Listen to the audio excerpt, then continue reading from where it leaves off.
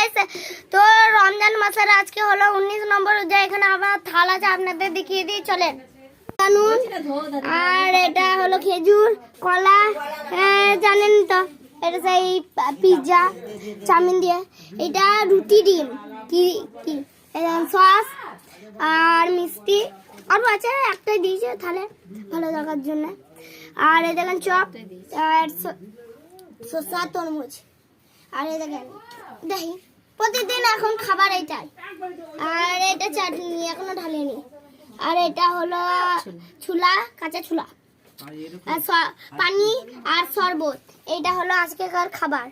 তো গাইস, আমি রোজা খুলি, তারপর আপনাদের সাথে দেখা করছি নামাজ পড়ে। দেখেন গাইস, এটা চপ বাকি, আর এখানে ডিম ডিম দিয়ে সেই জানেনই তো এটা।